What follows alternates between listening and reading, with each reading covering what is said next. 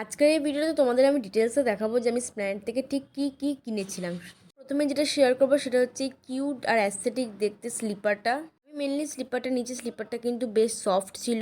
আর তার চেয়ে বড় কথা হচ্ছে স্লিপারের মধ্যে যে ডিজাইনটা, ফুলের মতো যে ডিজাইনটা, যেটা দেখতে বেশ অ্যাস্থেটিক লাগছিলো, যেটার জন্য প্রাইস ডিটেলস জানতে হলে কিন্তু অবশ্যই আমার কমেন্ট করে সব প্রাইস ডিটেলস দিয়ে দেবো।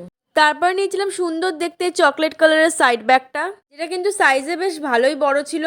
এটা কিন্তু শুধু সাইড ব্যাগ বলা ভুল হবে, এটা স্লিং সিস্টেমও ছিল, মানে তোমরা স্লিং ব্যাগ হিসেবে ইউজ করতে পারবে। আমি এটা নিয়েছিলাম টুকটাক এদিক ওদিক ঘুরতে যাওয়ার জন্য, আর কলেজ পারপাসে কোনো প্রোগ্রাম বা কিছু হলে তখনই ব্যাগটা নিয়ে চলে যাওয়া যাবে সেই জন্য।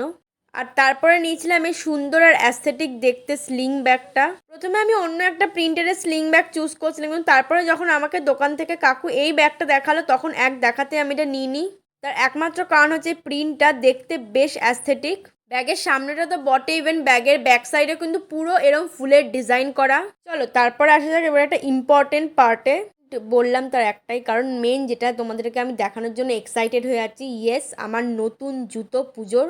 আর এই জুতোটা আমার একবার দেখাতেই পছন্দ হয়ে গেছিলো। জুতোটা দেখতে কিন্তু বেশ কিউট ছিল, আর প্রাইসটাও ছিল খুবই রিজনেবল। তোমরা প্রাইস জানতে হলে কমেন্ট করো বা আমাকে ডিএম করো, আমি তোমাদের প্রাইস বলে দেবো। তারপরে আসি জুয়েলারি আর অ্যাক্সেসরিজের পার্টে। আমি পুজোয় পরার জন্য স্টাইল বাজার থেকে একটা গাউন বলা ভুল, চুড়িদার কিনেছি, সেটার সাথে ম্যাচিং করে কানেরটা কিনেছিলাম। আর কিনেছিলাম এই যে ঝুমকোটা, দেখে আমার পছন্দ হয়েছিল বেশ। আর আমি তো ব্রেসলেট কিনবই, ম্যান্ডেটারি অ্যাক্সেসরিজ মানেই, তাই কিনে নিয়েছিলাম একটা ব্রেসলেট আর জিন্স টপের সাথে পরার জন্য একটা ইয়াররিং। বাই, দেখা হবে আবার নেক্সট কোনো শপিং ব্লগে।